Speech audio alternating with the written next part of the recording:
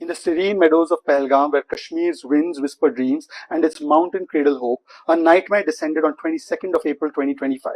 26 innocents, including a newlywed groom envisioning a life with his bride, a father who promised his children a vacation of their lifetime, a husband who, after years of marriage, got a chance to relive the magic of innocent romance with his wife, a Nepali tourist awestruck by India's beauty. All of them were brutally gunned down by a hail of bullets by Pakistani-backed Islamic jihadi terrorists. This was the deadliest attack on civilians in India since the 2008 Mumbai attacks that claimed 160 plus lives, including those of foreigners from United States, Israel, and many other parts of the world. PRF, an offshoot of the Pakistani-based Islamic terrorist group Lashkar-e-Toiba, claimed responsibility for the Hamas-style attack. This was no random act of terrorism or violence. It was a calculated massacre, inspired by the flame of global Islamic Jihad that seeks to eliminate every non-believer or kafir, orchestrated by Pakistan's deep state and executed by the unending supply of jihadis produced from the terror madrasas and nurseries of Pakistan with an unmissable Hamas stamp. The Pahalgam massacre was a wound to India's soul.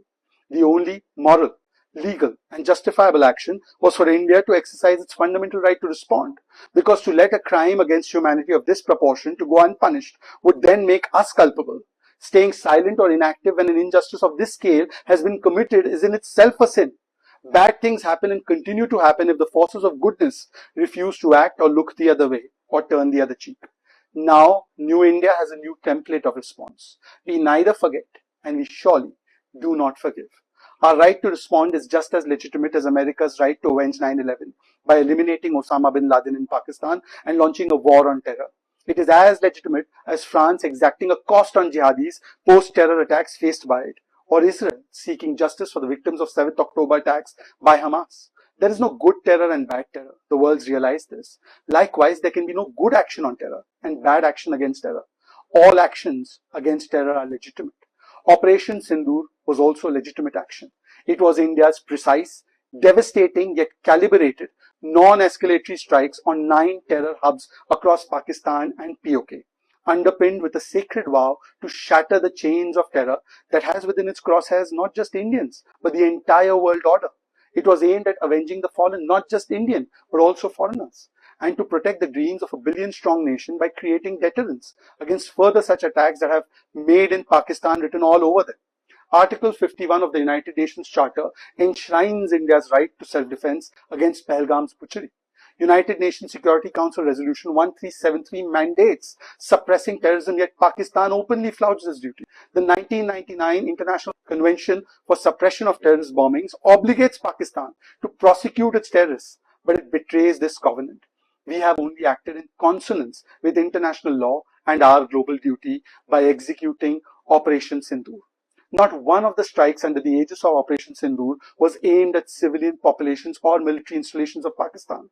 Pakistan can play all the victim cards it likes, but those cards are ineffectual in front of the hard proof that's been presented by the Indian side.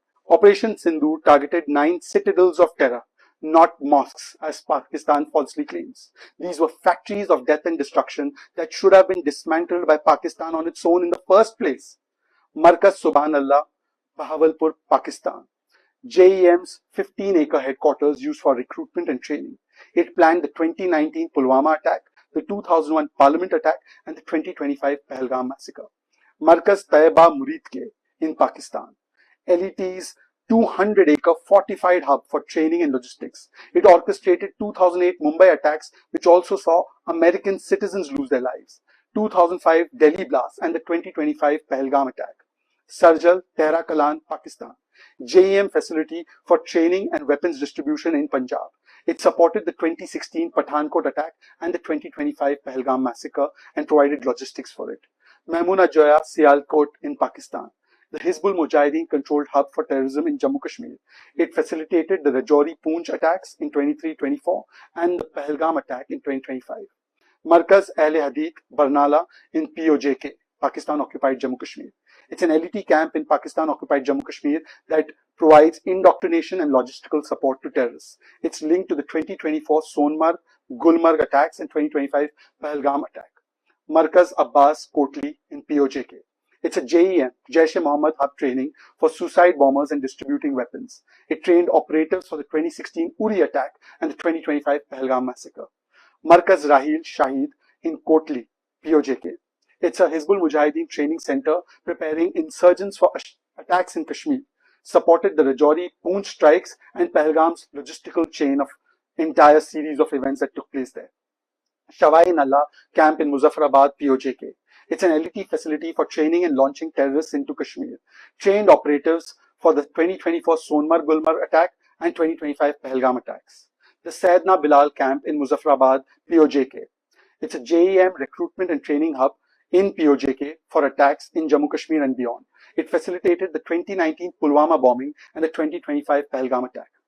So, India's Operation Sindoor even delivered justice for an American Jewish journalist, Daniel Pearl, because after decades, we eliminated in this strike Abdul Rauf Azhar, an operational head of the JEM and the mastermind of the IC-814 hijacking, brother of Maulana Masood Azhar and one of the 14 close aides, as per the Pakistanis themselves claiming, who are family members of the dreaded terrorist Masood Azhar.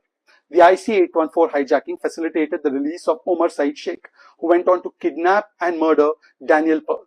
The destroyed pad of Markaz-e-Taiba trained Ajmal Kasab and other plotters of the 26/11 Mumbai attack that claimed American lives. So we did not just attack those who claimed lives of Indians, but also those who claimed lives of people across the world.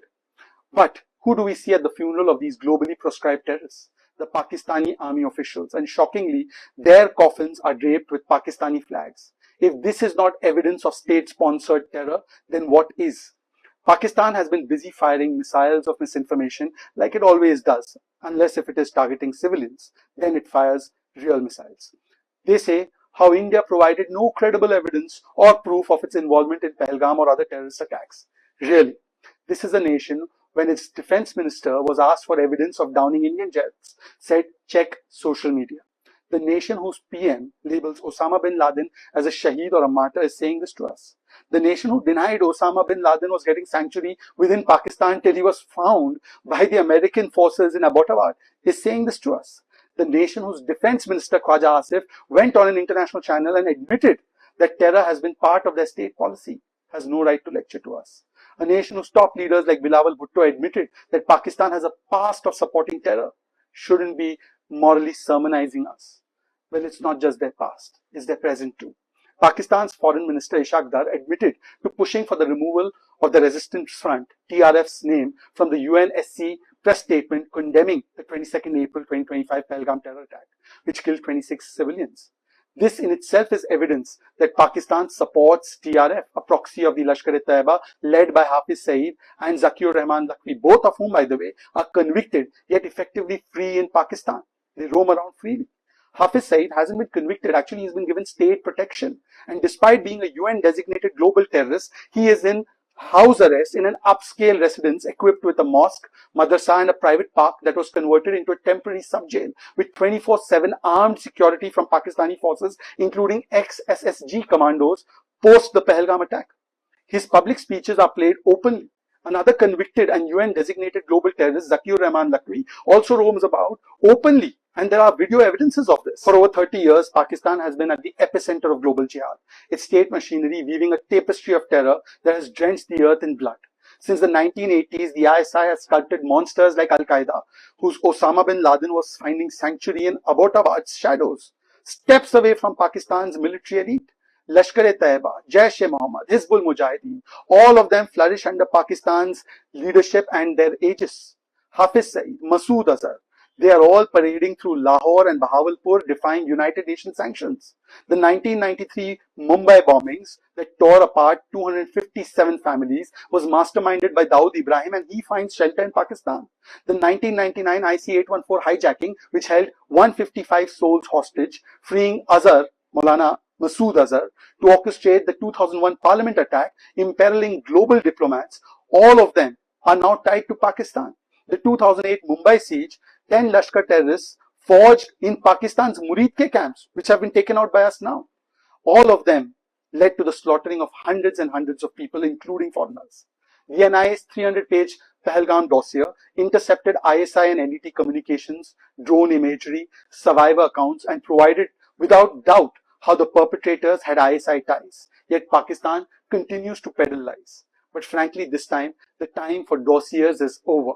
The time for lethal dose has come. That is why Operation Sindoor was administered.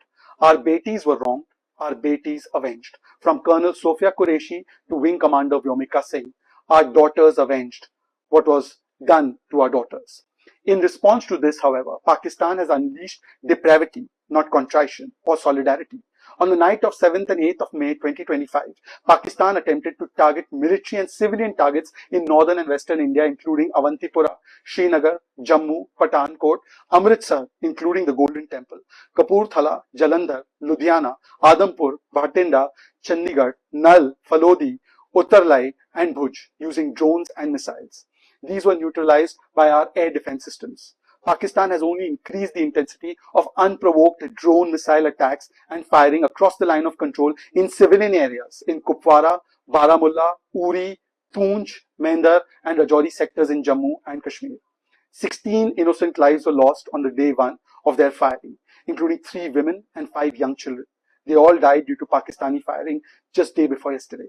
Among the structures hit was the central Gurudwara Sri Guru Singh Sabha in Poonch, where the shell struck a corner of the building, damaging a door, shattering windows, and affecting religious artifacts while devotees were praying. The attack was on the Gurudwara and it killed at least 4 people from the Sikh community. Indian Armed Forces targeted air defense radar systems at a number of locations in Pakistan. Indian response has been with the same intensity as Pakistan. Air defense systems at Lahore were neutralized by India. But Pakistan continues to escalate matters. Last evening, they launched dozens and dozens of drones and cheap Hamas-style rockets to target our civilian areas at Udhampur, Samba, Jammu, Akhnur, Nagrota, and Pathankot. These were all neutralized by our defense systems. A fully intact, unexploded long-range Chinese missile was also recovered from Hoshiarpur in Punjab. There is evidence of how Pakistan is using snipers to target innocent civilians. Pakistan tried to send in 7 terrorists whose entry was foiled by our BSF in Samba. Uri, Baramulla, Amritsar, Jodhpur, Jaisalmer, Chandigarh, Leh all saw the rogue army of Pakistan target innocent civilians, shattering their houses and even causing casualty. In response, the Indian Armed Forces resisted these attacks using our superior air defense systems and has demolished a post that gave cover fire by Pakistan to these terrorists. While we have targeted terrorists, Pakistan, which claims it has nothing to do with these terrorists, escalated its attack onto innocent civilians of India and our military installations. So now Pakistan has to desist from further escalation. India legally and morally exercised its right to respond and serve justice by eliminating terror assets that threaten the global order, not just innocent Indians.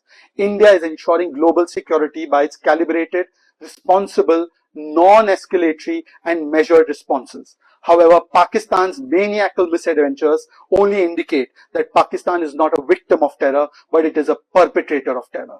Why else would it murder innocent Indian children and citizens, target our cities, and give a flag-draped army state salute to bloody terrorists of a banned cult like Jaish-e-Mohammed? They should be happy we are eliminating their dirty terrorists. Pakistan stands exposed in front of the entire world. They have picked the side of terror. Pakistani misadventures, provocations will be met with fire and fury that is proportionate but debilitating.